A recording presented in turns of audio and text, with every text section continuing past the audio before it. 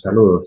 Vamos a continuar acá con la evidencia número 3 que comenzamos hace unas semanas atrás, pero por diversas circunstancias no pude darles, ¿no? La vamos a grabar hoy desde donde quedamos en ese momento.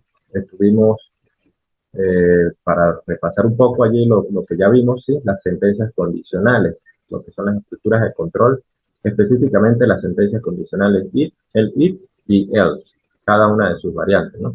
Vimos la sentencia básica, que fue la sentencia if, y bueno, desarrollamos por allí algunos ejemplos y ejercicios bastante sencillos para ver cómo funcionaban. Ya ustedes desarrollaron esta parte de ejercicios. Vimos también la sentencia if-else, una variante, una condición allí más, y la sentencia if-else. ¿Sí? Creo que quedamos hasta ese instante. Vamos hoy a ver lo que es las sentencias if anidadas. Ahora tenemos otras sentencias, ¿sí? If que son anidadas. Lo vamos a ver con el siguiente ejemplo que tiene que ver con fatiga. Importante cuando vayan a realizar esta evidencia, cancelen o anulen la entrega anterior que hicieron, ¿sí? Para que tengan nuevamente o puedan editar nuevamente este archivo que ya ustedes tienen allí disponible. Entonces, anulan la entrega anterior y abren la evidencia como si estuvieran abriendo nuevamente el archivo que ya les envié la primera vez, ¿sí? Para que puedan trabajar tranquilamente. De todos modos, verifiquen cuando vayan haciendo que pueden guardar o se guarda automáticamente la evidencia, ¿sí? Ok. Continuando entonces con las sentencias if. Se requiere codificar entonces el factor de ciclos de esfuerzo de resistencia a la fricción de engranajes cónicos de acero carburizado que hay un pequeño error, carburizado con endurecimiento en la superficie usando una sentencia if, el if, else. La gráfica la gráfica obtenida experimentalmente y sus y la gráfica obtenida experimentalmente y correspondientes ecuaciones de ajuste se dan a continuación. La gráfica obtenida y sus correspondientes ecuaciones de ajuste se dan a continuación.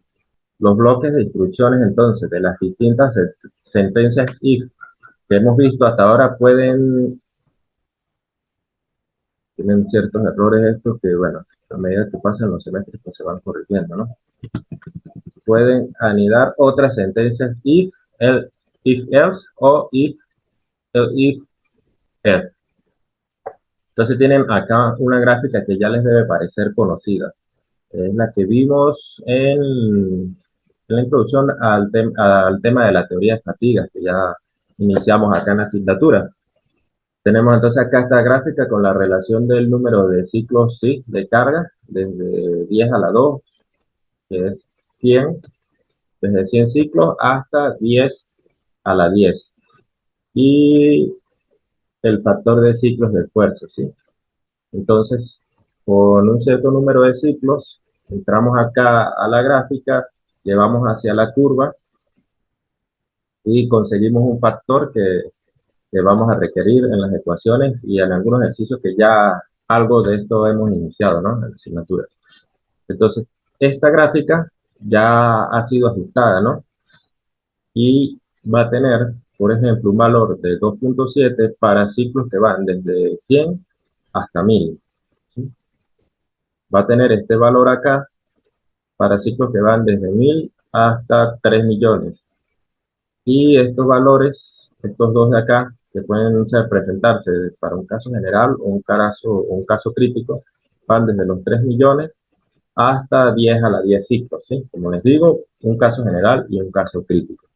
Vamos a programar entonces estos ajustes que tenemos acá. Vemos entonces que tenemos rangos y estas dos condiciones que nos dan las ecuaciones, que son estas de acá. Una para el caso general y otra para el caso crítico. Ya veremos cómo ingresar acá a la gráfica. Bien. Estos son los números de ciclos de trabajo, ¿sí? Vamos a probar con 5 por 10 a la 8 o 5 exponencial a la 8 ciclos. Verifiquen, yo he estado revisando algo de acá y tienen ciertos errores esta evidencia. Entonces verifiquen que es 5e a la 8, 5e8 ciclos, ¿sí? Inicialmente. Verifiquen que lo tienen así.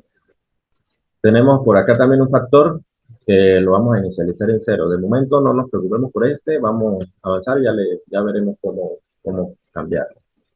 De momento no nos preocupemos por este factor, pero es un factor que vamos a estar inicializando en cero. Y bueno, la condición de carga, ya les dije que existía una general y una crítica. En este caso vamos a evaluar una condición de carga general. Y para el caso de evaluar una condición crítica, cambiamos acá a crítico el valor de esa condición de carga. Ahora tenemos un bloque de sentencias condicionales if para casos en los que tenemos ciclos mayores que 1, mayores que 100 y ciclos menores que 1000, que me da un factor de 2.7, ¿no? Si no está en ese rango, probamos con ciclos que van mayores de 1000 y menores que 3 por, aquí creo que es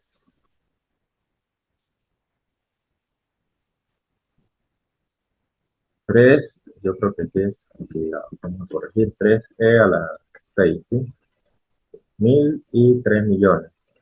Corrijan eso allí también ustedes. Va a dar el siguiente factor, que es con la ecuación que nos dan acá cuando estamos en ese rango.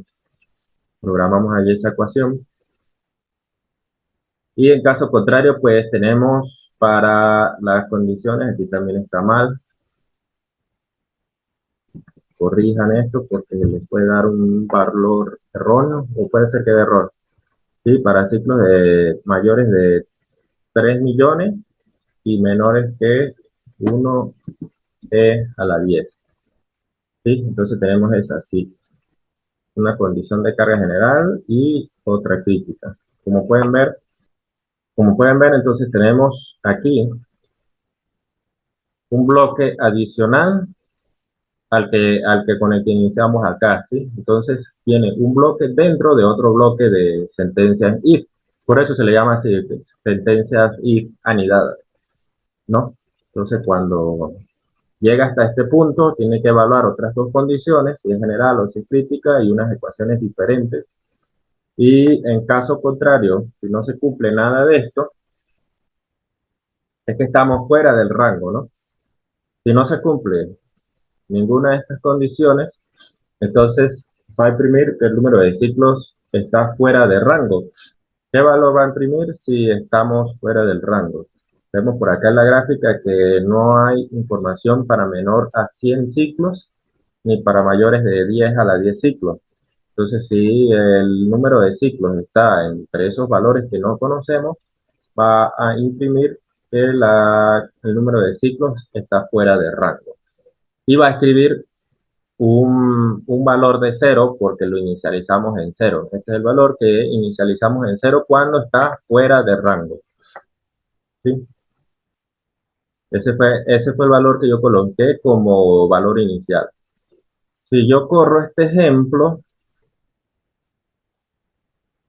me da un valor para 5 por 10 a la 8 ciclos. El factor de ciclo de esfuerzo casual es 0.8813. ¿Sí? 5 por 10 a la 8. 5 por 10 a la 8, 1, 2, 3, 4, 5, más o menos por acá. Estamos en una condición de carga general. Venimos por acá y es 0.8813 a 10 a la 8 ciclos, perdón, es por este lado. 1, 2, 3, 4, 5, más o menos por acá. Vienen 0.8813. Si estuviéramos en un rango crítico, nos damos hasta esta línea y conseguimos el factor. Unos detalles adicionales que tenemos en este código van a ser este que tenemos acá.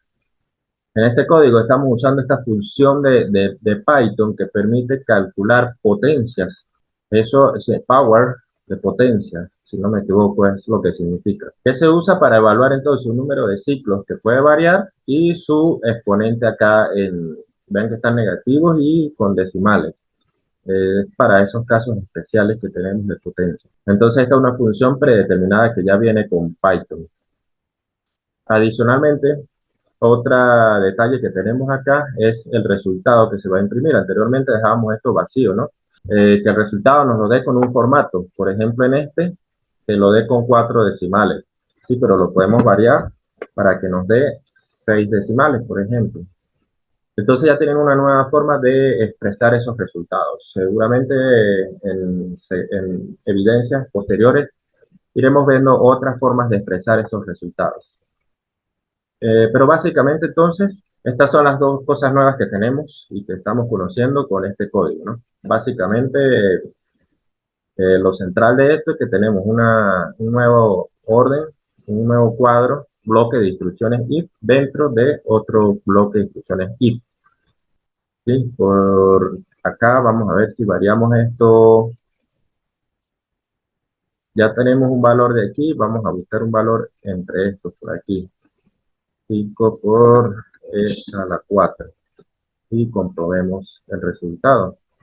Dice que el casual es de 1.71. Aquí vamos a volver a poner esto 4 en un valor de 4. 1.7122. Entonces 5 por 10 a la 4, 1, 2, 3, 4, 5, más o menos por acá. Y venimos con la intersección a la recta y nos da 1.72. 1.7122, perdón. Sí, le probamos un valor de aquí y bueno, por acá pues se mantiene constante. Si probamos, por ejemplo, acá con 200, ¿qué pasará si ponemos 200? Da un valor de 2.7. Se mantiene allí en este rango. ¿Sí? 2.7. Estamos acá. Y bueno, vamos a poner qué pasa si estamos en un solo ciclo. Escribe número de ciclos fuera de rango. Factor de ciclo de fuerza entonces casual igual a 0, que es el valor inicial que le estamos dando acá. Bueno, pueden variar eso allí, jugar con el código y evaluar distintos valores. Esa es la condición. If anidado. Pasemos entonces ahora a la sentencia if en una sola línea. Como vimos en ejemplos anteriores, las sentencias if y su condición se escriben en una línea y posteriormente el bloque de instrucciones sangrado a partir de la siguiente línea, ¿no? Que vimos que tienen que cumplir un cierto sangrado. Recuerde, para los que no lo hayan configurado, que tienen que mantener ese sangrado de 4 espacios. Si lo tienen de 2, cámbialo a 4 y le dan guardar, ¿no? Sin embargo, pues Python permite escribir una sentencia if usando if sangrado, usando una sentencia if en una sola línea. La sintaxis cuando se tiene una sola instrucción sería la siguiente. Sería así. Okay. Y condición, instrucción. Cuando se tienen muchas instrucciones, pues es mejor seguir haciéndolo como veníamos antes, ¿no? De esa manera que les explico, que hay que hacerlo por líneas separadas, con un sangrado especial y haciendo esos bloques. Ahora, si tenemos una sola instrucción, pues bastante sencilla, lo podemos hacer en una sola línea. ¿Sí? Cuando hay más de una instrucción en esa línea, si lo queremos hacer de una línea, tenemos que colocar el if con su condición y bueno, y las instrucciones separadas por comas. ¿Sí? Recuerden, en 2 puntos, instrucciones, instrucción 1, coma, instrucción 2 y así sucesivamente. Pero esto cuando son instrucciones bastante sencillas o cortas, para no complicarnos en este tema. Usando entonces las estructuras indicadas acá arriba, esta de acá, podemos codificar el siguiente ejemplo. ¿Sí? Definimos la falla, si es verdadera, la variable esta, if, con su condición y la instrucción que queremos que ocurra. ¿Sí? Si es verdad, ocurre falla. Va a imprimir, ocurre falla, como vemos acá. Ocurre falla. Otra expresión if es la condicional. Python admite una estructura de toma de decisiones adicional llamada expresión condicional. Anteriormente manejábamos esta estructura, ¿sí? Y con su condición y una sentencia 1. En caso contrario, se ejecuta la sentencia 2. ¿Sí? Para ahora, para esta expresión if condicional, se va a ejecutar la sentencia 1 si la condición se cumple. En caso contrario, se ejecuta la sentencia 2. Esto es más sencillo de usar para algunos casos. Es bueno que conozca. Pues aquí se lo estoy presentando y ya veremos tal vez ejercicios y que, bueno, que es importante que repasen porque se verán ejercicios. Tal vez el profesor José les asigne también actividades donde deban manejar todas estas herramientas que están viendo acá en los tutoriales. Esta estructura no controla el flujo de ejecución del programa dado que actúa como un operador que define una expresión. En el ejemplo anterior, la condición se evalúa primero. Si es verdadero, la expresión se evalúa como esa sentencia 1 que se le asigne. Y si es falso, la expresión se evalúa como sentencia 2. El ejemplo anterior lo podemos escribir de la siguiente manera. Si ocurre falla, entonces imprime que no es seguro, ¿no? El caso contrario es seguro y va a imprimir ese resultado. Este de aquí, vamos a eliminar este código. No van a hacer aquí nada. Para tratar de explicarlo. Vamos a copiar esto aquí y voy a generar este nuevo código. Y falla. Vamos a hacer la estructura anterior. Falso. Este viene para acá. Y falla. Y punto. Resultado.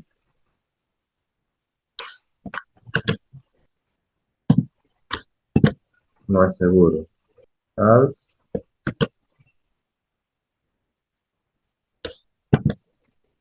Punto.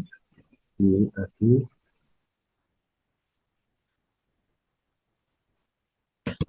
¿Sí? Resultado.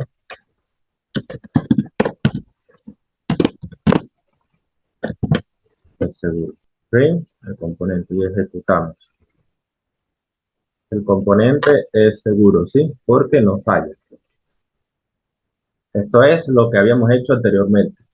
Estamos viendo este de acá, el nuevo ejemplo, ¿sí? Para estas expresiones if condicionales. Y podemos escribir un código también. Vamos a ver, copiamos esto. Nuevamente, generamos un nuevo código acá. False. Aquí vamos a poner esto de aquí. Aquí en resultado, colocamos esto de aquí. Directamente en una sola línea podemos colocar el mismo código. Todo esto significa lo mismo, componente de seguro. Componente de seguro, ¿sí? Caso contrario, si esto está que falla, debería imprimir que el componente no es seguro. Hasta aquí tenemos lo que son las sentencias if, ¿sí? Vamos a pasar ahora al tema de bucles. Tenemos el bucle while y for, que bueno, ustedes puede que recuerden de cuando vieron programaciones en su momento. Un bucle, vemos por acá un código con una estructura iterativa, ejecuta un bloque de instrucciones una y otra vez, potencialmente muchas veces. Este proceso iterativo se denomina como bucle. En programación hay dos tipos de iteraciones, indefinidas y definidas. En una iteración indefinida, la cantidad de veces que se ejecuta el ciclo no se especifica explícitamente de antemano, ¿sí? El bloque de instrucciones se ejecuta repetidamente siempre que se cumpla alguna condición. Estamos tenemos un bloque de instrucciones acá y tiene que repetirlas indefinidamente. No le decimos qué número de veces es, sino que debe cumplir cierta condición para que salga de ese bucle y siga ejecutando el programa, ¿no? Entonces, si por ejemplo evalúa la condición verdadera y se corre el bloque de instrucciones y vuelve a dar que es verdadero, ¿sí? Vuelve a empezar acá, esa instrucción vuelve a ejecutarse, vuelve a dar verdadero, entonces vuelve hasta el inicio y se ejecuta nuevamente hasta que obtengamos un valor como falso. Al momento de tener un valor como falso, él va a evaluar nuevamente aquí y va a darse la condición de falso, ¿no? Y va a salirse entonces de ese bloque y continuar con el programa. Es una iteración indefinida hasta que se cumpla una condición. No sabemos qué número de veces va a seguir ejecutándose en bucle ese bloque de instrucciones. En una iteración definida por su parte, el número de veces que se ejecutará el bloque designado se especifica explícitamente en el momento en que comienza el ciclo. Entonces acá sí definimos un número de veces que se va a ejecutar ese código. Al igual que las sentencias if, bueno, la sentencia while para iteraciones indefinidas como la básica. ¿Sí? Vamos a hablar primero de esas iteraciones indefinidas. Una sentencia while es una estructura iterativa indefinida que permite repetir la ejecución de un bloque de instrucciones mientras la condición tenga el valor true. La sintaxis del bucle while es la siguiente. ¿Sí? Tenemos esa condición while que se evalúa y un bloque de instrucciones. No varía en mayor medida a lo que veníamos haciendo. Las declaraciones en el bloque de instrucciones se ejecutan repetidamente siempre que esa condición se evalúe como verdadera. El bloque de instrucciones a repetir está descrito por su sangría. La expresión condición, esta que asignemos acá, consiste de una o más variables que se inicializan antes del bloque while y se modifican en este bloque de instrucciones, de forma tal que la condición se evalúe como false luego de un cierto número de iteraciones. Una vez esa condición es false, el cuerpo del bucle ya no se ejecuta y continúa con la ejecución del programa. Tenemos un ejemplo por acá. El problema de Basel determina la suma precisa de los recíprocos de los cuadrados de los números naturales. Es decir, la suma de la serie infinita que vemos acá. Así que va desde 1 hasta infinito, de una expresión de 1 sobre k cuadrado, y vemos entonces cómo se desarrolla. Euler encontró que la suma exacta era pi al cuadrado sobre 6 y anunció este descubrimiento en 1735. Usando un bucle while, vamos a escribir el código para estimar la suma con 50 términos. ¿Sí? Bueno, como ya saben, entonces en Python tenemos que importar, ya hay una serie de librerías que permiten cálculos para desarrollar en los códigos que programemos, ¿no? Entonces, para el siguiente código vamos a importar la librería math, que nos va a ser útil para resolver este problema. Bien, vamos entonces a entrar o a definir ese número de términos, ¿sí? El ejercicio pide 50, vamos a borrar este 5000 que dice aquí, lo ponemos en 50, ¿sí? Definimos el número de términos. Entonces vamos a entrar ahora a lo que es ese bucle while, ¿sí? Empezamos con un valor de k igual a 0. Inicializamos ese valor de k que va en el denominador como 0. Y la sumatoria de Basel, ¿sí? La iniciación de la sumatoria también va a ser desde 0 al comienzo. Vamos entonces a ese bucle while, ¿sí? Donde evalúa que k sea menor que ese número de términos. El primer valor de k es 0 y es menor que 50. Entonces va a ser esta sumatoria acá, esta suma de k más igual 1. Esto es equivalente a k más igual 1 es equivalente a k igual K más 1. ¿Sí? Entonces, esta expresión es equivalente a esta que tenemos acá. Y entonces la suma de Basel va a ser igual al valor de Basel que tenemos, que el primero es 0, y le va a sumar entonces esta fracción que tenemos acá de 1 entre el valor de K elevado al cuadrado. Vean la sangría que hay aquí. Al ejecutarse el código, no encontrar nada por acá, el programa, ¿sí? Python lo entiende entonces como que debemos se vuelve a ejecutar el código.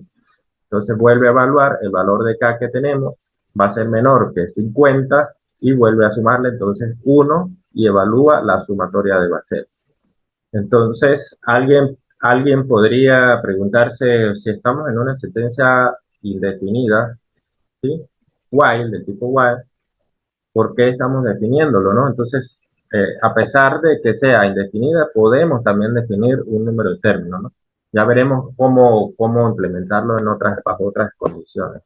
Entonces, cuando ese valor de K llega a 51, ya no se cumple la condición, ¿sí? Que sea menor que 50, y se imprime la solución numérica y la solución analítica, ¿sí? La que está acá, pi medios entre 6.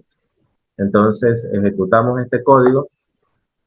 Ah, de error porque tengo que ejecutar primero la librería, ¿sí? Va a dar, ajá, dio la solución numérica, esta de acá, pero no da la solución analítica, porque no hemos ejecutado la librería para que pueda calcular en base a este valor de pi. Ejecutamos nuevamente acá y tenemos ese valor. La solución numérica es 1.6251 y la analítica se usa ese valor de pi más preciso, es 1.64. Entonces, si aumentamos aquí el número de términos, por ejemplo, a 500 y ejecutamos nuevamente, vemos que se acerca más, ¿no? Es ahora 1.64 y la diferencia sería entonces en el cuarto término, ¿sí? 2 y 4. Si aumentamos acá a 5000 y ejecutamos, se disminuye la diferencia entre ambas soluciones, que ahora no sería el cuarto, sino el quinto término, que es diferente, y así sucesivamente. Podemos ir aumentando hasta 50.000 o más, y se va acercando cada vez más a esa solución analítica. Entonces, tenemos acá ese bucle while, ¿sí? Donde se evalúa la variable de control K, que corresponde al índice de la serie que va a ser evaluado, esta de acá de Basel, y que, bueno, se inicializa con un valor de 0, ¿no? Y que acá dentro de este del bloque de condiciones, la condición sería K que sea menor a ese número de términos que estamos evaluando. Y se inicializa esta instrucción con 0 y va cambiando cada vez que estemos sumándole 1. De cierta manera aquí se cambia esa instrucción. Para importar el valor de pi de la librería también, lo escriben de esa mat, usando esta librería, .pi, que se evalúa aquí, elevado a la 2 entre 6. Así llaman ese valor en pi. Si van a hacer un seno, un coseno o otra variable, debe escribirse de otra manera, que ya veremos cómo ir implementando esta librería. Antes de ejecutar este código, acá o llamar esta librería, el valor de pi no es conocido, ¿sí? Si tomamos, así llamamos un valor en esa librería. Y vamos a edit, si recuerdan, a limpiar, clear, no, okay, so,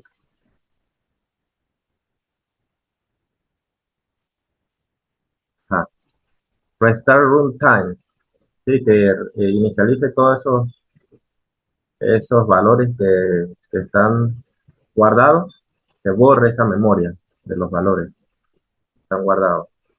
Entonces, por ejemplo, si lo colocamos aquí, vamos a poner print,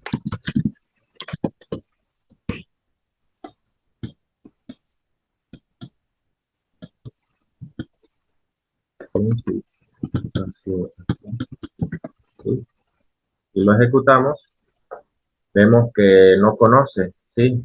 Ese valor no está definido antes.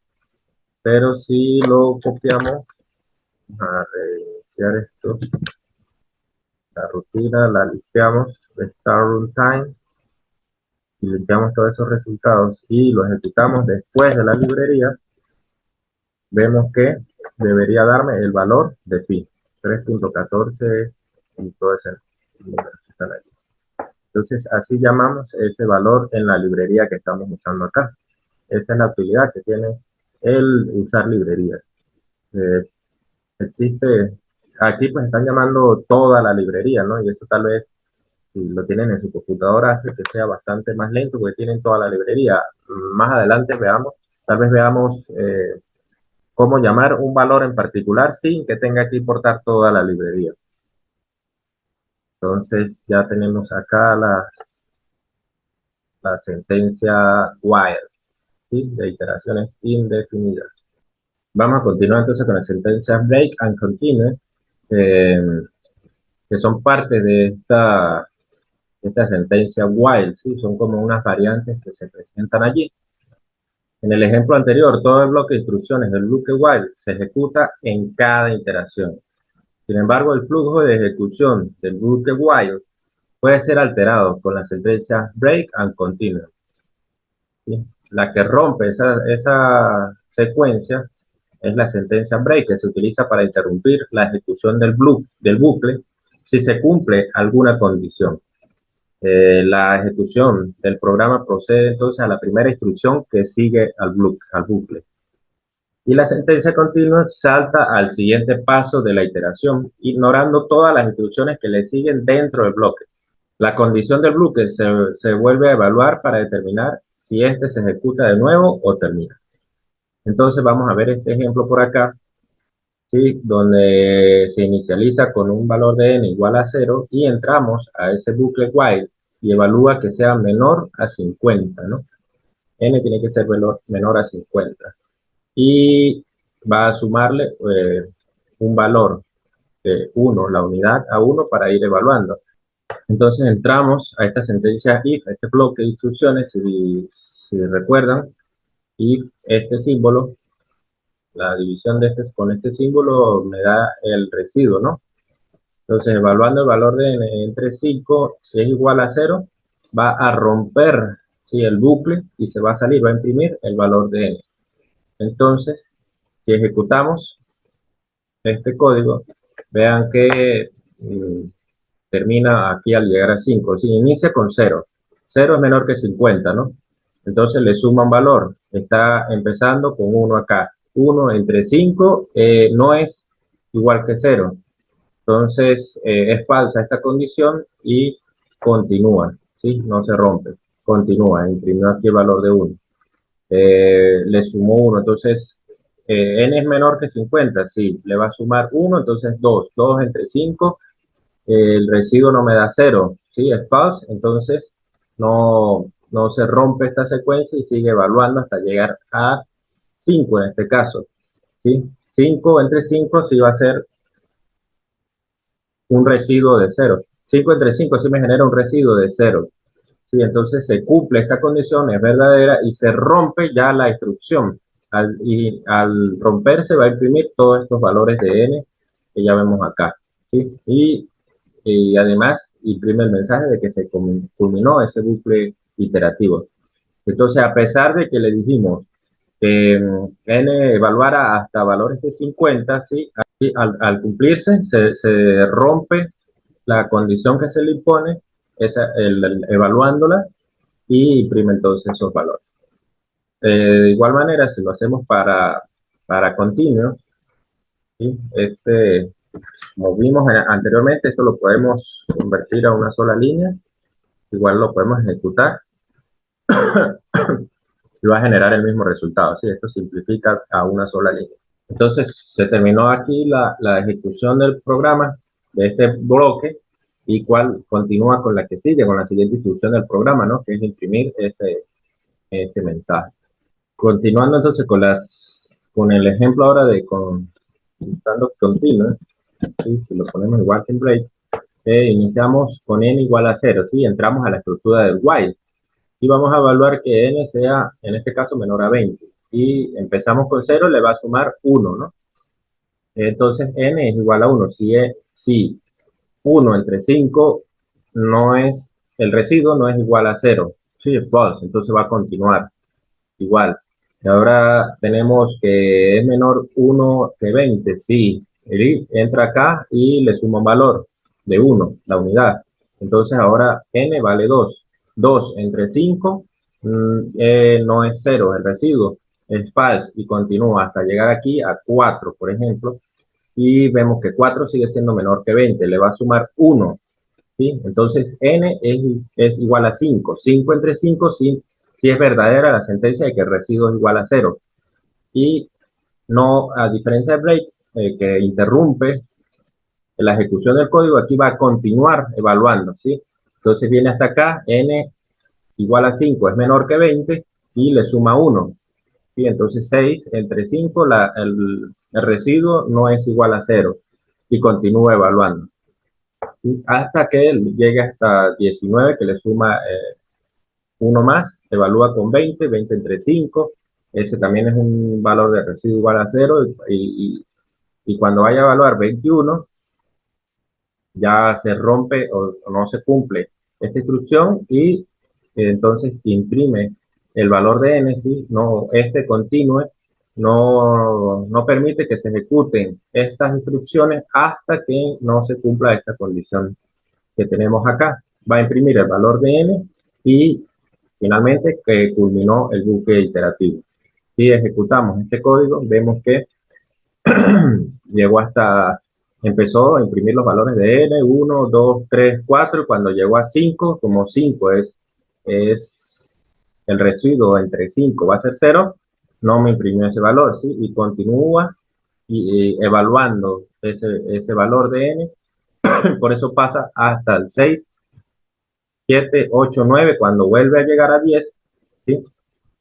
Cuando llega a 10, perdón, evalúa 10 entre 5, el residuo es 0, es verdadero, entonces no imprime ese valor y continúa evaluando porque 10 sigue siendo menor que, que 20 o 9 que fue con el que inició.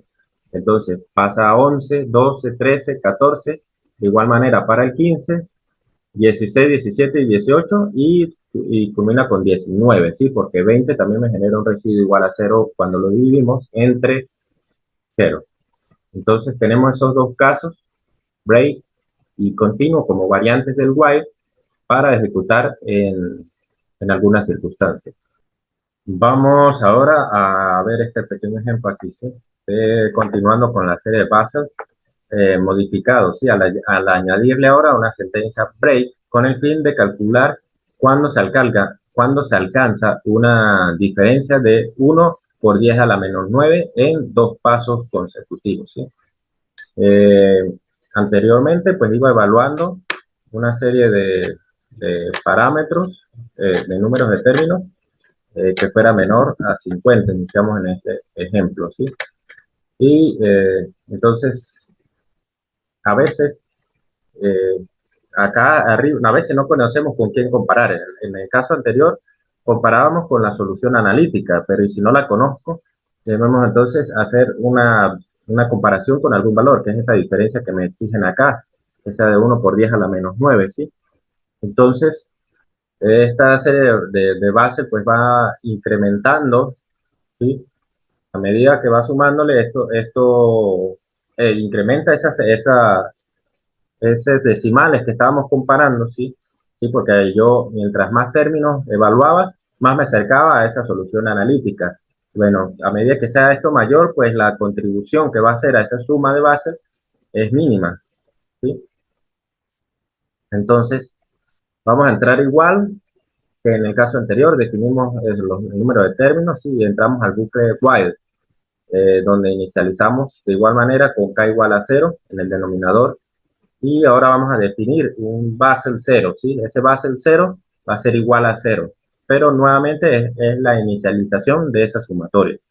Entrando entonces al bucle while, donde k se evalúa que sea menor a ese número de términos, le sumamos un valor, una unidad, ¿sí? Y ahora va a calcular ese nuevo valor de base, ¿sí? En base, suena como redundante, en base al anterior número de base que iniciamos. Entonces, el valor de base actual va a ser el anterior, base el 0, que en este caso inicia con 0, más el término que se le suma en la expresión que, que tenemos por acá. Entonces, si evaluamos esa diferencia, el valor absoluto, esto significa absoluto, el valor absoluto de esa diferencia, ¿sí? Del Basel actual, el que estoy calculando, menos el Basel anterior, debe ser menor o igual que 1 por 10 a la menos 9 en dos pasos consecutivos, ¿sí? Si esto no se cumple, él va a seguir ejecutando ese bucle hasta que se cumpla esta condición y se rompa esa instrucción, ¿sí? Entonces, si esta diferencia es menor que 1 por 10 a la 9, si no se cumple, perdón, ¿sí? No se rompe la secuencia y el base actual, que es este, va a ser el nuevo base, ¿sí? Y así se va a ir ejecutando este código. Eh, entonces, ¿qué va a imprimir aquí? El resultado numérico y el número de términos, ¿sí? Una vez que se alcance esta diferencia y se cumpla esa condición de 1 por 10 a la menos 9, va a imprimir el valor de esa suma, la solución numérica. Aquí le podemos poner 10 porque queremos que sea menos 9 para ver todos esos términos decimales. ¿Sí? Y aquí, ¿en cuántos términos? Aquí tenemos 50.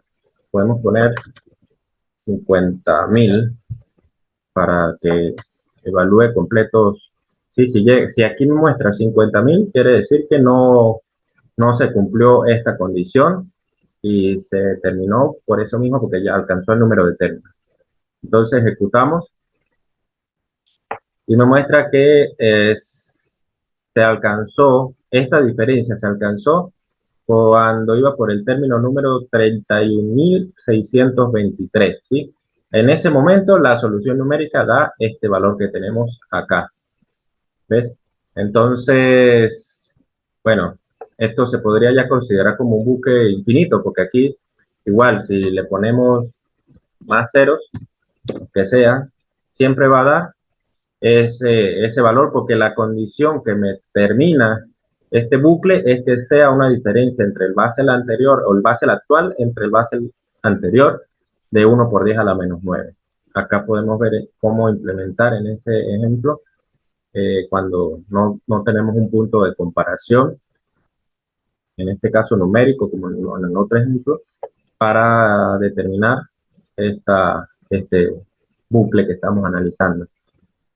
Así, en este código hemos usado entonces una declaración de interrupción dentro del bloque while para detener la ejecución y salir del ciclo, aun cuando la condición while sigue siendo verdadera, ¿sí?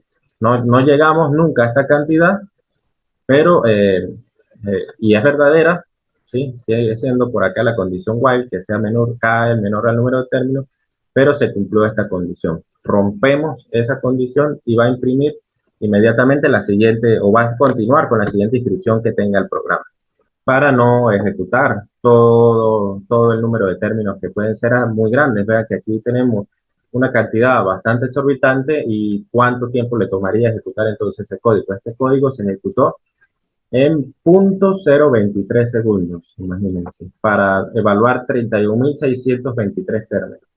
Vamos entonces a ver por acá, cuando queremos evaluar que no se cumpla una condición, ¿no? Que en este caso es la del número de términos. Era 50.000, nosotros vimos que acá no se llegaba al número de términos. Pero ¿qué pasa si ese número de términos es menor, que no se cumple? ¿Qué condición vamos a usar? Entonces tenemos por acá esta herramienta y tenemos este comando else que vamos a usar con la sentencia while, ¿sí? Dice por acá, por otro lado, el bucle while, le podemos añadir la sentencia opcional else. Y recuerdan, else en la sentencia if se ejecutaba cuando era false, ¿sí? Cuando no se cumplía la condición. Entonces el bloque de código del else se ejecutará siempre y cuando la condición de la sentencia while se evalúe a false.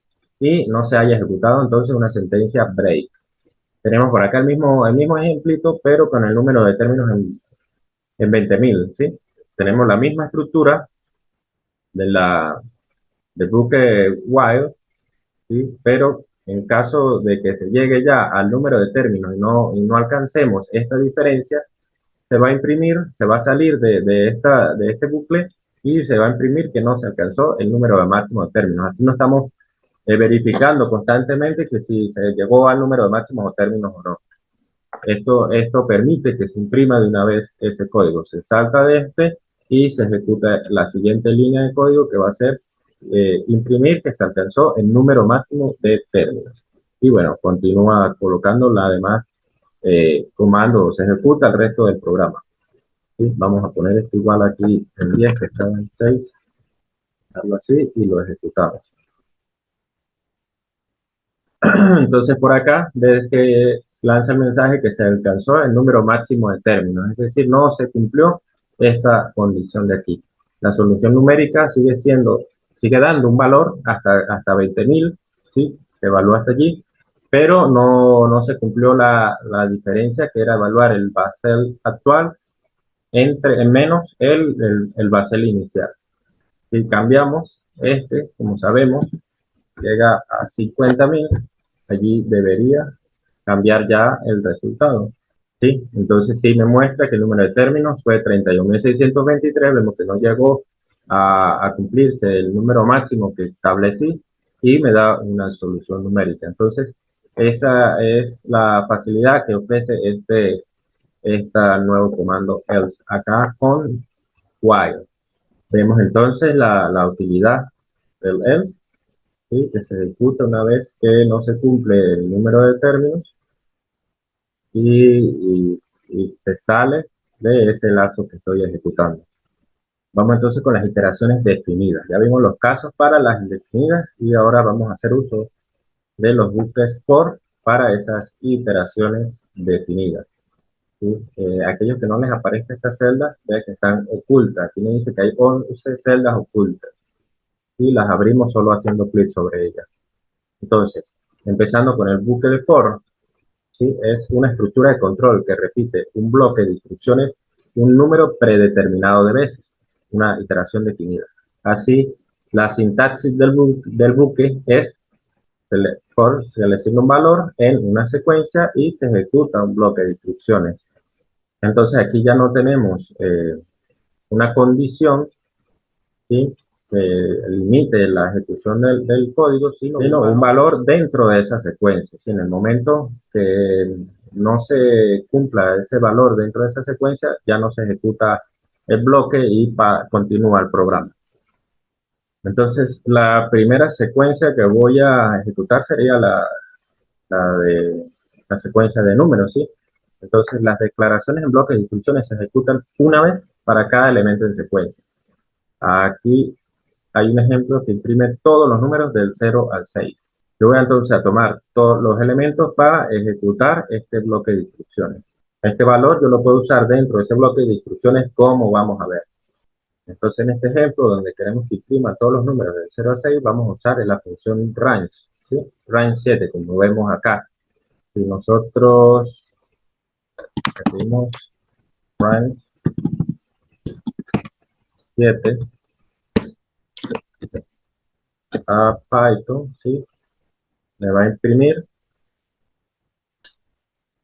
los rangos que van desde el 0 al 7. ¿Sí? Si yo le digo igualmente print 0 al 7, va a imprimirme de igual manera el mismo resultado, ¿sí?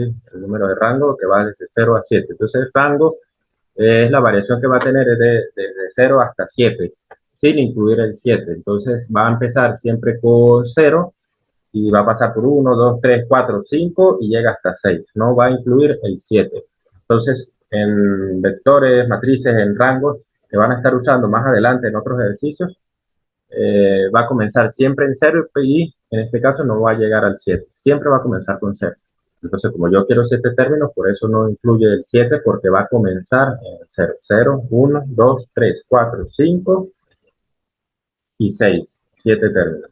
Entonces vamos a imprimir los números del 0 al 6, ¿sí? Empezando desde 0 y utilizo esta función range 7 y lo imprimimos tal cual. Iniciamos con 0, ese valor va a evaluar. Vean que acá pone de 0 a 7, pero 7 no es que incluya en el rango, ¿sí?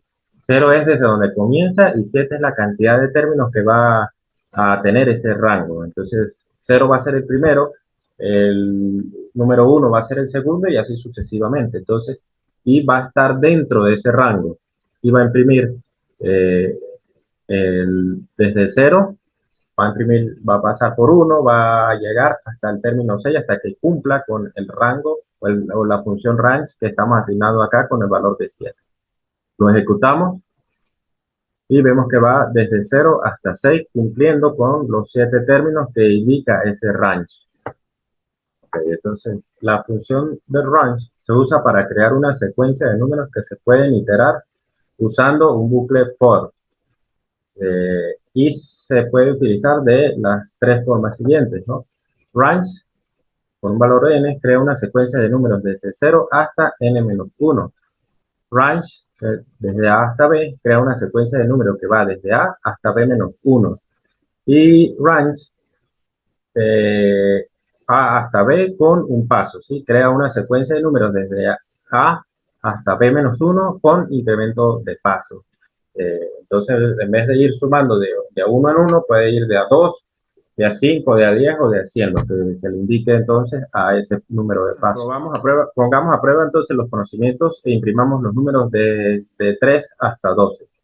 Entonces, realicen estos dos ejemplos porque lo va a pedir de dos formas. A partir de esto van a tomar este código que tenemos acá, pero quiero que ahora imprima los números desde 3 hasta 12, ¿sí?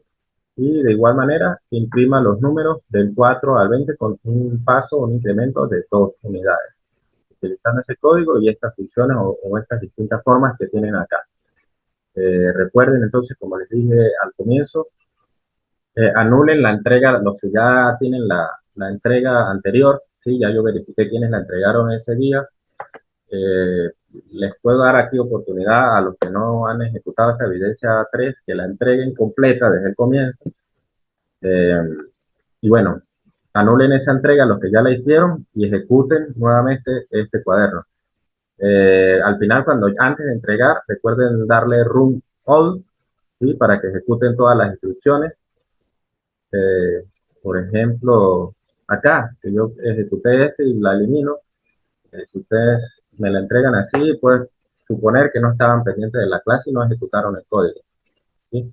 Entonces le dan allí a Run All antes de entregar. Recuerden que no deben modificar el nombre del archivo, cada uno tiene una evidencia diferente y así tal cual van a estar guardando los cambios, ¿sí? Guardar eh, para que estén seguros de que me está llegando el trabajo que ustedes están haciendo. Bien, entonces terminen esto por allí al paralelo y pasemos de inmediato al ejemplo.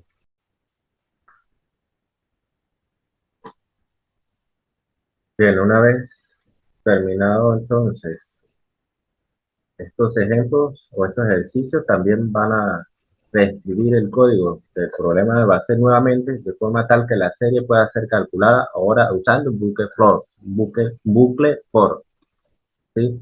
Entonces tienen acá las sentencias con while, entonces tienen que cambiar o reescribir este código para usar ese bucle for, ¿sí? Prestando atención a qué valores de K van a usar ahora es un rango, ¿no? Ese range, cuál va a ser ese rango que va a tomar, ¿sí? Implementando hasta 50.000 términos y pendientes de cómo inicialicen ese valor de K. Vea que aquí hay una división, ¿sí? Entonces no puede ser entre cero, porque les va a arrojar un error.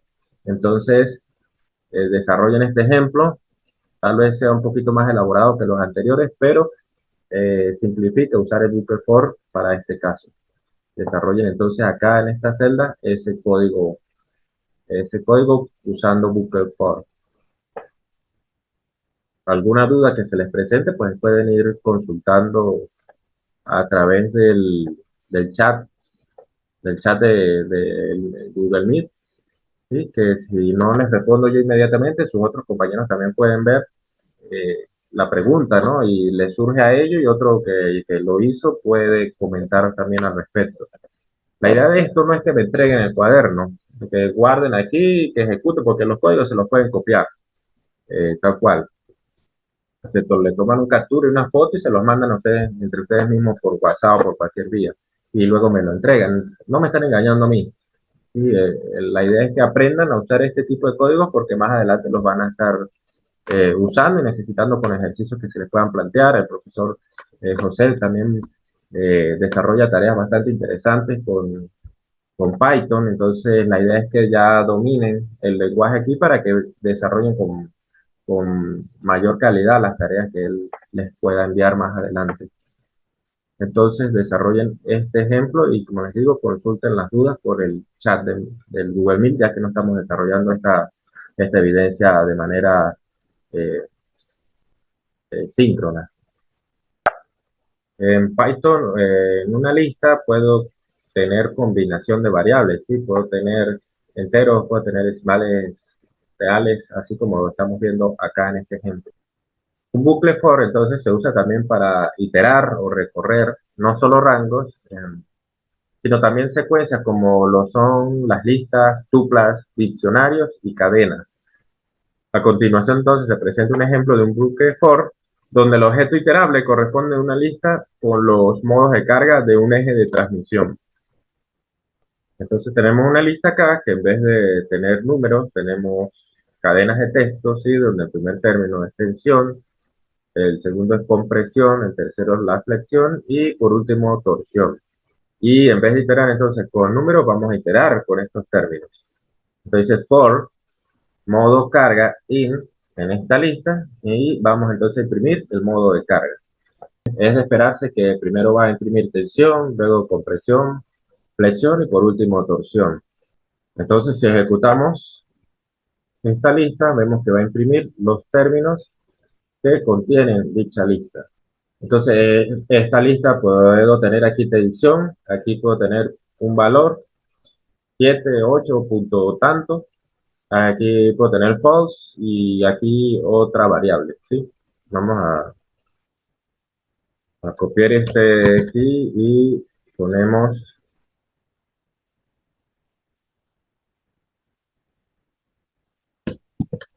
¿sí? Yo puedo tener aquí tensión, aquí false, como les digo, aquí un valor, ¿sí? 28.7 y aquí toda vez. Yo, si fuera así.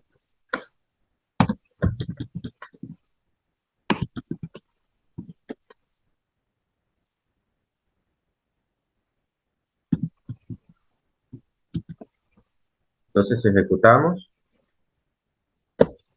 aquí puse mal esto, false. Entonces tenemos aquí, me imprimen la lista de los modos de carga, tenemos tensión, false, 28.7 y bueno, este otro término aquí, que es otra lista más. Entonces la lista en Python corresponde a términos que yo puedo colocar, ¿sí? Sin corresponder las variables una con otra. Más adelante se van a definir vectores, sí, en las listas, pues tal vez no se vayan a usar, pero sirven para muchas cosas como tal. Sí, entonces va a iterar con cada uno de los términos de esa lista. Con estos términos no se pueden hacer, no sé, alguna suma, una resta, pero podría hacerse alguna comparación booleana. Para esto podría servir. Veamos el siguiente ejemplo, donde vamos a usar la ecuación de Marín, que ya conocemos, ¿sí? La vimos en clase, ¿sí? Donde existen unos factores modificadores de los límites de resistencia. Entonces, la ecuación de Marín postula la forma multiplicativa de los distintos factores que modifican el límite de resistencia a la fatiga, como se ve acá, ¿sí? Que E va a ser igual a K sub A por K sub B por K sub C por K sub D por K sub E, por K sub F, por S', E. Sí, va a ser igual, entonces es un factor modificador K, que son todos estos factores, por S', E, donde SE y S' son los límites de resistencia a las fatigas de la viga rotatoria y del elemento respectivamente. Creo que esto va al revés más bien. Este viene para acá y esto aquí. Ok. Ahora sí, donde S' y SE son los límites de resistencia a la fatiga de esa viga rotatoria y del elemento respectivamente. Los distintos términos K sub I, que son estos de aquí, K sub A, K sub B, K sub C, etcétera, corresponden a los factores modificadores. ¿Sí?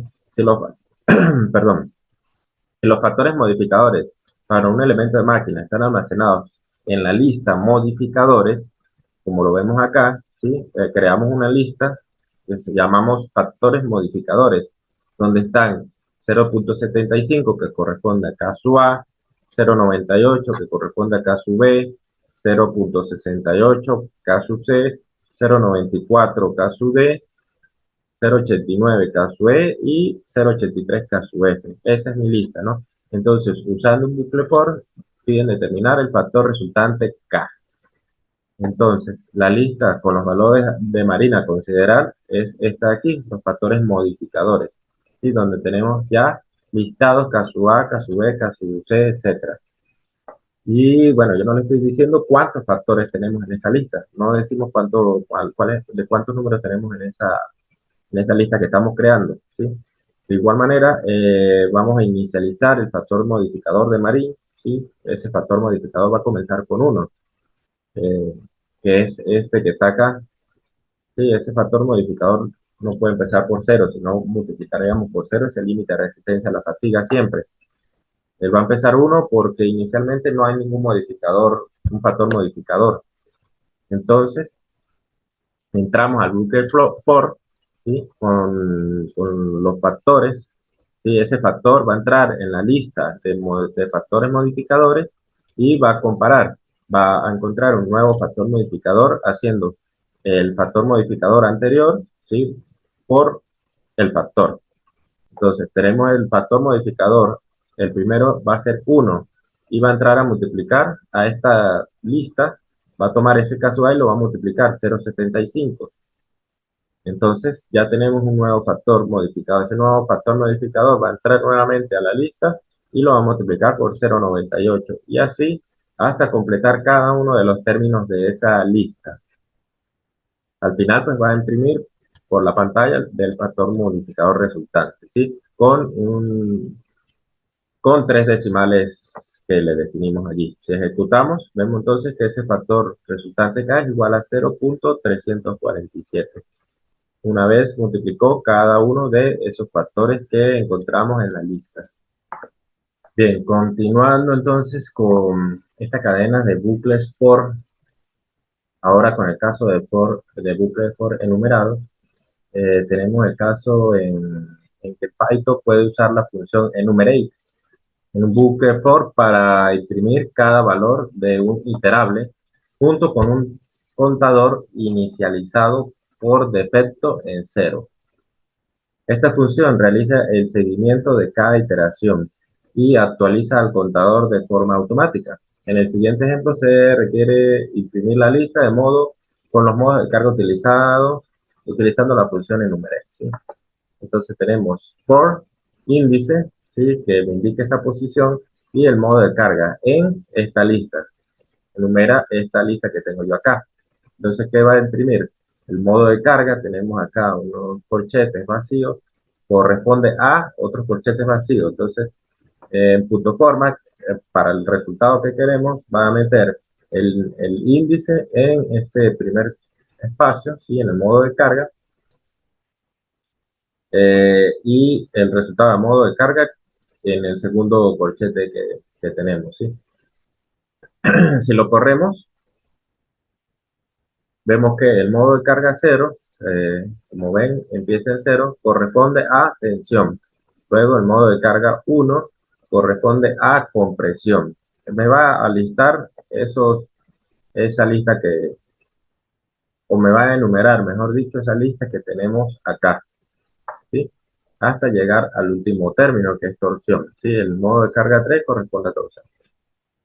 Como ven, esto empieza desde 0. Si quisiéramos comenzar a enumerar la lista desde un número distinto de 0, entonces deberíamos indicar el valor inicial a considerar para la lista, ¿sí? De la siguiente forma. Entonces tenemos acá nuevamente el enumerate, tenemos acá el iterable. El iterable, cuando hablamos de iterables en Python, pueden ser cadenas de texto, tuplas u otras estructuras que tenemos allí en Python que no se van a usar durante el curso.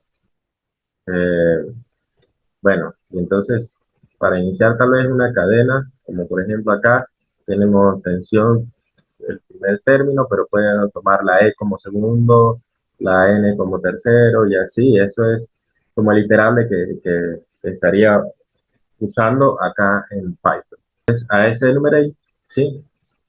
Como no quiero que arranque desde 0, le puedo decir que comience esa lista desde 1, indicado así de esta manera. Sí, entonces me va a imprimir nuevamente el modo de carga con su índice empezando desde 1 y el modo de carga. Ejecutamos y vemos que empieza desde 1, 1, 2, 3, 4, a diferencia de este que tenemos acá. Siguen siendo 4 términos, pero iniciados desde 1 esta vez. Ok, otro elemento que vamos a usar acá en Python, sí, es la compresión de listas. La compresión de listas en Python es un método sintáctico para crear listas a partir de los elementos de otras listas de una forma rápida, legible y eficiente. Tenemos entonces por acá, ¿sí? Una lista. Dentro de otra vamos a evaluar una expresión, ¿sí? Que está, ok, vamos a evaluar la expresión, ¿sí? Y al cuadrado de una lista, ¿sí? Que es un rango. Ya vimos lo que era un rango, ¿no? Este va a evaluar valores, una lista de valores desde 0 hasta 6. Entonces va a ir sustituyendo cada uno de esos valores de ese rango en esta expresión para generarme otra lista.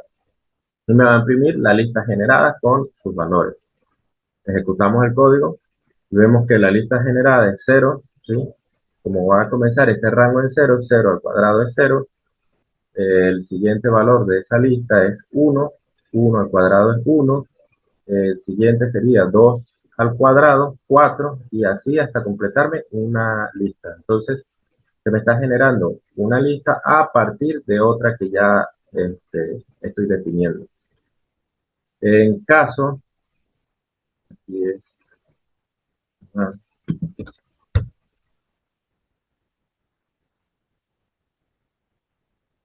en caso que se requiera que los elementos deben incluirse en la nueva lista en función de una condición, podemos agregar un condicional, ¿sí? Por ejemplo, el siguiente código crea una lista con números del 1 al 100 que sean múltiplos de 10. Tenemos entonces acá el rango, ¿no? El rango que va desde 1 hasta 100. Yo voy a agarrar este número si que tiene es múltiplo de 10, ¿sí? Vean acá la condición que ya hemos usado acá mismo en esta evidencia. Los corchetes acá, los corchetes cuadrados, lo que me está indicando es que va a generar una lista allí, ¿sí? Pero solo con los que son múltiplos de 10, ¿no? Y va a imprimir ese resultado. Los múltiplos de 10 en el rango de 1 a 100 son, y me va a imprimir esa lista de múltiplos. Entonces, ¿cuáles serán esos múltiplos de 10 entre el 1 y el 100? Pues 10, 20, 30, 40 hasta el 100. Bien. Ahora, para los bucles for anidados, ¿sí? Ya tienen una idea de lo que significa esto. Un bucle anidado tiene un bucle dentro de otro. Por lo general se usa para trabajar con dos dimensiones. Vemos por acá un bucle for, ¿sí? Dentro de otro que es de valor 1. En cada iteración del ciclo externo se reiniciará el ciclo interno, ¿sí?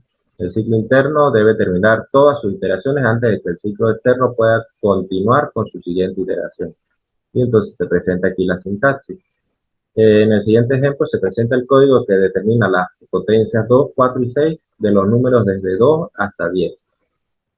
Para cada potencia, los valores resultantes se van a imprimir en una lista. Entonces, ¿qué tenemos acá? Tenemos los exponentes, ¿no? Los exponentes son 2, 4 y 6 acá en una lista. Y tenemos un rango de valores que van desde el 2 hasta el 10. Entonces, ¿qué voy a hacer yo primero? Lo que voy a hacer es 2 primero elevado al cuadrado, 2 a 3 elevado al cuadrado, 4 elevado al cuadrado y así sucesivamente. Esos son los valores que yo voy a ir obteniendo acá. ¿Sí? 2 al cuadrado, 3 al cuadrado, 4 al cuadrado y así sucesivamente. Entonces, después tendría 4, 2 a la 4, que sería 16. Tendría 3 a la 4, que sería 81. Y así. Entonces, yo voy a armar aquí 3 listas en base a este bucle que estoy formando acá anidado. Entonces, la primera lista que correspondería al rango de 2 hasta 10 elevado al cuadrado, la segunda lista que corresponde de 2 hasta 10 elevado a la 4 y la tercera lista que va desde 2 hasta 10 elevado a la 6. Entonces, tenemos los exponentes, tenemos por aquí, ¿sí?, el rango y tenemos por aquí las potencias que va a iniciar vacía, es una caja vacía que va a iniciar así. Entonces, a esa caja vacía le vamos a ir metiendo, ¿sí?, los resultados de esta operación. Esa operación que se utiliza es append. Append me va a permitir ir metiendo acá en esta caja vacía el valor que tenemos aquí registrado en este rango elevado a un exponente, ¿sí?, a estos exponentes que tenemos acá. Aquí lo llamativo, aparte de la operación para bucles por anidado, es esta función que me permite agregar valores a una lista, ¿sí? Ahora, en el siguiente caso, pues queremos imprimir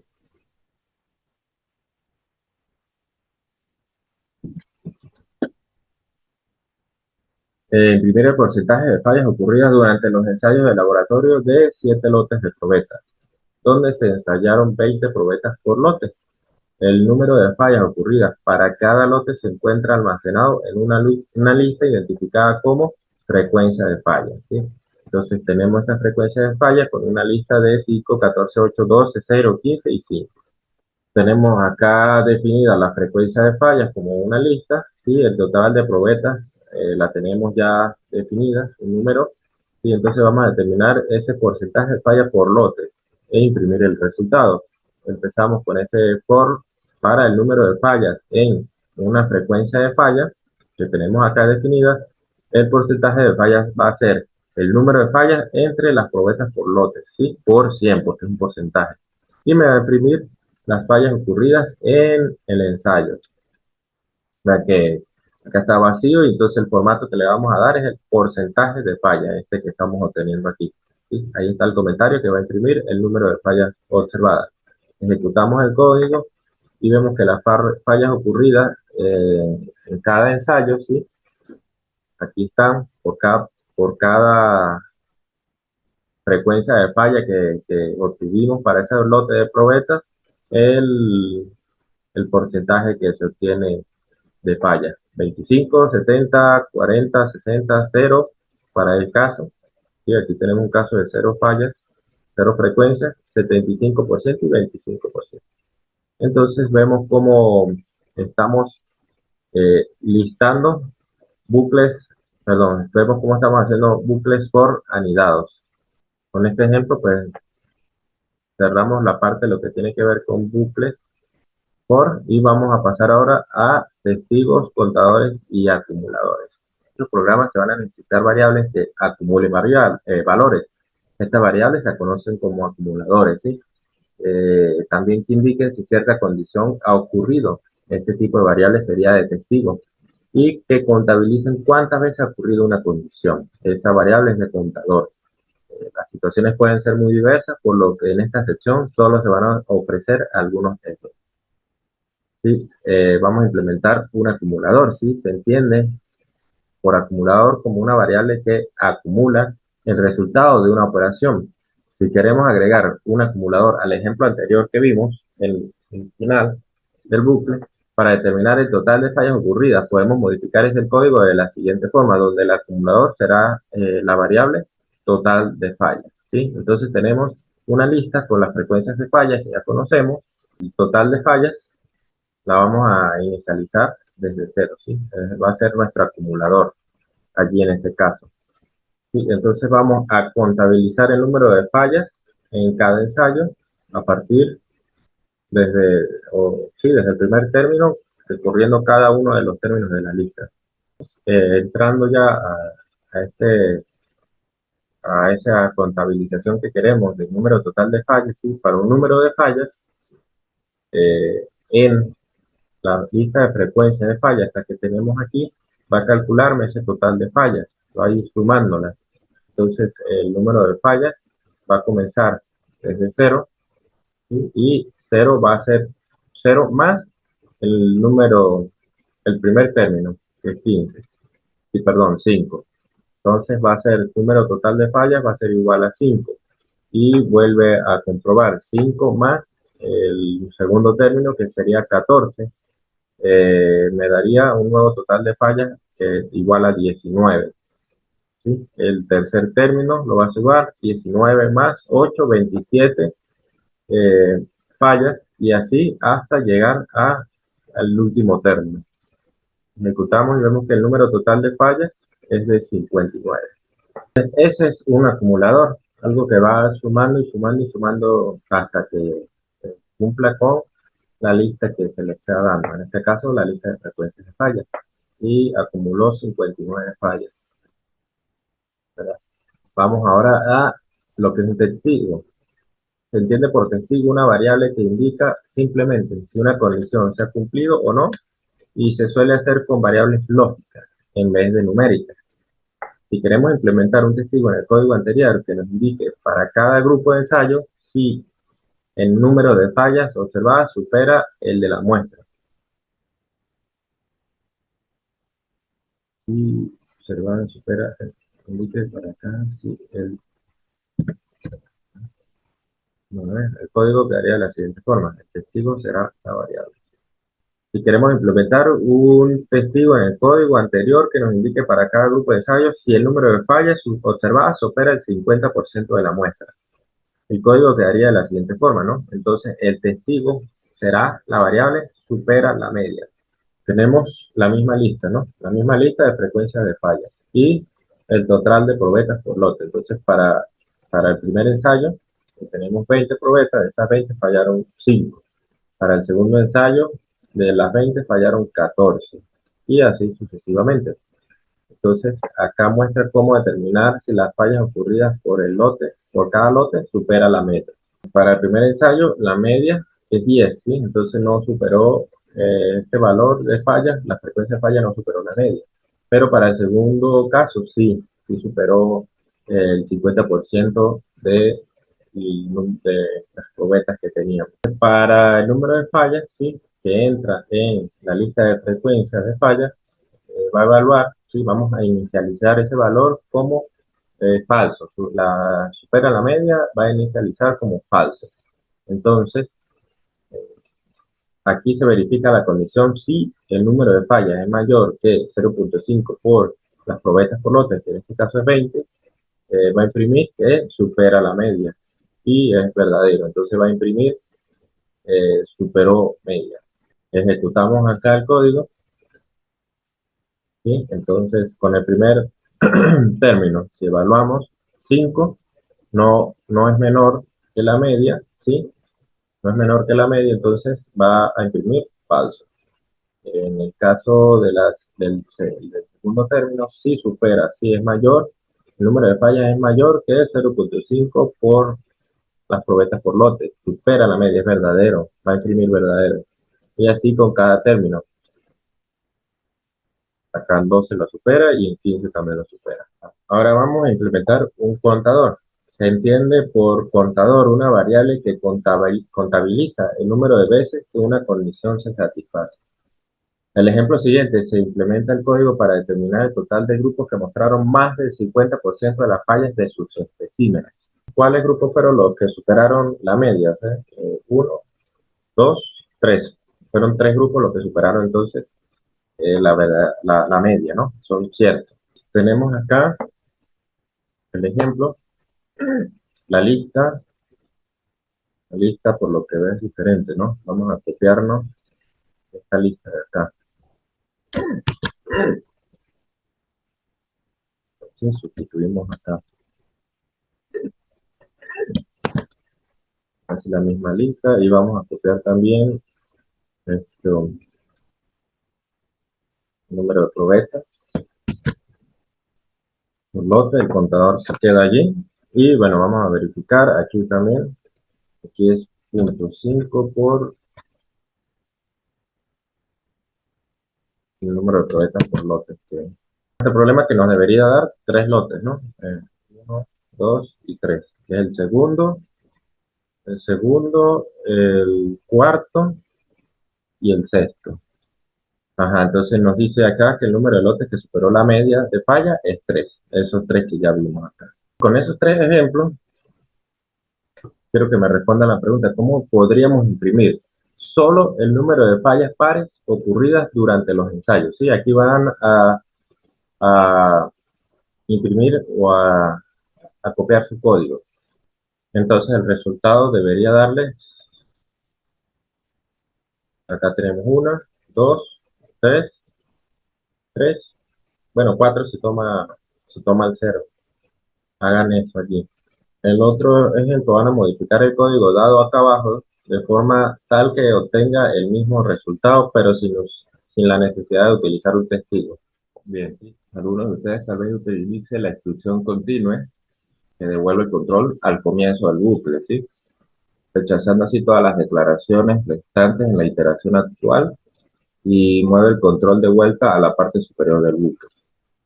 Las sentencias continuas se puede utilizar tanto en bucles while como for. Entonces, de repente algunos lo utilicen y otros no. Se puede hacer de diferentes maneras el código que desarrollen acá. Y está bien, pues. Ahora, adicionalmente, van a modificar el código que está a continuación de forma tal que obtengan el mismo resultado, ¿sí? Quiero que obtengan este mismo resultado, pero sin necesidad de utilizar un testigo. Entonces, ¿cuál es el testigo acá? El testigo acá es este, true, ¿sí? Que supera la media. Entonces lo tenemos, supera media, ¿sí? Supera media el testigo. Y acá en el format también. ¿Cómo podemos hacer? ¿Qué podemos cambiar, eliminar y quitar de este código para obtener este mismo resultado, ¿sí? Sin necesidad de usar ese testigo? ¿Vean? Si tienen dudas, repasen lo que ya se ha visto, que de allí pueden dar solución a este problema. Pueden colocar acá el código que resulte de modificar este. Entonces copian este, modifican lo que tengan que modificar y lo copian acá, lo reemplazan aquí. En el caso del ejercicio anterior, que se pedían las fallas pares, ustedes pueden considerar el 0 como un número par y no hay problema. De hecho, el Python lo va a considerar como par. Pero pueden modificar el código a su gusto para también, si no les parece, que no lo considere, ¿sí? Agregan una instrucción adicional si así lo desean. De todos modos, si lo toman el 0 como par, no hay problema. Ok, en el ejemplo que vemos a continuación, aplicando nuevamente lo que ya hemos visto, ¿sí? Nos dice que los ciclos de vida de muestras ensayadas a altas temperaturas se ven reducidos con respecto a las muestras ensayadas a temperatura ambiente para el mismo rango de esfuerzo aplicado. Entonces, en fatiga vamos a ver que la temperatura puede disminuir la resistencia de un componente. Entonces, un ajuste polinomial de cuarto orden en un acero de la curva experimental tiene la siguiente forma. Empleando un bucle for y una lista con los coeficientes, con los parámetros adultos de la forma, vamos a desarrollar el código, ¿no? ¿Cuáles son los coeficientes? Pues tenemos aquí la ecuación ¿sí? Con unos términos t a la 0, t a la 1, t a la 0, perdón, t a la 0 acá, y t a la 0, t a la 1, al cuadrado, t al cubo y t a la 4, ¿sí? Entonces van acompañados cada uno de unos coeficientes que son los que vamos a listar en esa lista de coeficientes. El primer coeficiente es 0.975. El segundo coeficiente, el que acompaña este término, es 0.432 por 10 a la menos 3 y así sucesivamente. Nos dicen que escriba un código para determinar el factor de temperatura correspondiente a una temperatura indicada por el usuario. En este caso, 450 Fahrenheit. La temperatura que yo quiero evaluar en cada factor, en cada término, para conseguir ese factor de temperatura es de 450 Fahrenheit. Tenemos acá el código entonces donde definimos la temperatura y la lista de coeficientes que tenemos acá. Recuerden también que se copia con todo y signo, ¿no? El coeficiente. Y inicializamos el factor de temperatura en 0. Entonces con un comando por una instrucción for, tenemos acá los términos, ¿no? Este sería el término 0, ¿no? Recuerden que inicia en 0, que corresponde a t a la 0. ¿Sí? El término 1, que corresponde a t con t a la 1. El término 2 para t a la 2. El término 3 para t a la 3 y el término 4 para t a la 4. Entonces tenemos una lista con 5 términos, ¿sí? Que están ordenados de esta manera. Entonces vamos a usar los términos, ¿sí? Que están guardados acá para expresar los exponentes. Si recuerdan, con enumerate me va a decir la posición que ocupa cada coeficiente, ¿sí? Con esta lista yo conozco los coeficientes, imprimo los coeficientes y con enumerate voy a obtener la posición de cada coeficiente. ¿Qué vamos a hacer acá? Vamos a calcular este factor a partir de esta ecuación que tenemos acá, ¿sí? Aprovechando los coeficientes que tenemos de esa lista. Esa posición que ocupa cada coeficiente son los exponentes de la temperatura, ¿sí? Recuerden, que este es para el término t a la 0. Entonces, el exponente de esa temperatura es 0 y coincide para t a la 1, t a la 2, t a la 3 y t a la 4. En la temperatura con su exponente, que este es el coeficiente que va a multiplicar esa temperatura. Y se lo va a sumar al factor que estemos calculando anteriormente. Como les dije, este factor de temperatura vamos a inicializarlo con 0. Y la temperatura ya sabemos que la va a evaluar a 450. Una vez que termine ese ciclo, evaluando el factor que teníamos antes, que va a empezar con 0, le va a sumar este nuevo coeficiente para el primer término, ¿sí? Para el primer coeficiente y va a evaluar cada uno de esos coeficientes de la lista. Una vez que termine, pues va a salir del for y va a imprimir el resultado del factor que estamos calculando, el factor de temperatura. Ejecutamos, imprime que el factor de temperatura a 450 Fahrenheit es 1.007. El rango para esa temperatura está entre 70 y 1000 Fahrenheit. Por ejemplo, si ponemos acá 850 y ejecutamos, ese factor va a disminuir a 0.839, ¿sí? Que me va a disminuir la resistencia a la fatiga de ese elemento, si estamos hablando de este tema de fatiga que estamos viendo actualmente. Entonces, bueno, van a modificar este código de tal forma que despliegue un mensaje cuando el usuario introduzca un valor fuera de los límites de validez de la expresión. Eso lo vimos también anteriormente, ¿no? Cuando esté fuera de los límites, o sea, o menor que 70 Fahrenheit o mayor que 1000 Fahrenheit. Y lo van a reemplazar en esta celda. desarrollen eso y finalmente pues ya hemos terminado esta evidencia que fue bastante larga, ¿no? Recuerden, los que entregaron la primera parte de esta evidencia 3 hace unas semanas atrás, anulen esa entrega en el Classroom y vuelven a abrir el archivo para que modifiquen esta que estén aquí y verifiquen que les guarde bien. Y debería guardar bien, ¿no? Si no, pues descargan el archivo y me lo vuelven a juntar allí, que no es lo ideal, pero bueno, también lo acepto así de esa manera. Y los que no lo han hecho, bueno, pueden aprovechar de completar toda la evidencia y hacerme la entrega. Recuerden cumplir estas instrucciones que se les están dando aquí. Practiquen ahorita aquí conmigo. Cuando el profesor José les mande una actividad, pues bueno, va a exigir que no modifiquen el nombre que les asigna, que, que asignen, que tomen ese archivo del Google Classroom, sí, que no se compartan tampoco esos archivos entre ustedes, porque esto avisa. Este, el, las modificaciones que ustedes hagan aquí o cada paso que ustedes hagan, queda un registro de ellos. Y bueno, este tiempo de gracia se los voy a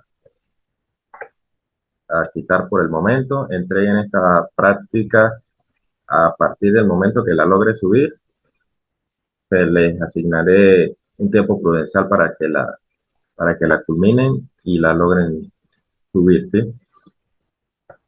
Entonces, bueno, resuélvanlo. Esta es una recopilación hecha por el profesor José hace un tiempo atrás, donde desarrolló esta evidencia con este paso a paso bastante detallado de cómo emplear cada una de las funciones que hemos visto hasta el momento. Bueno, espero lograr pronto subir esto. Voy a tratar de cortarlo lo más que pueda porque el internet está bastante malo, la verdad. Nos vemos en la próxima.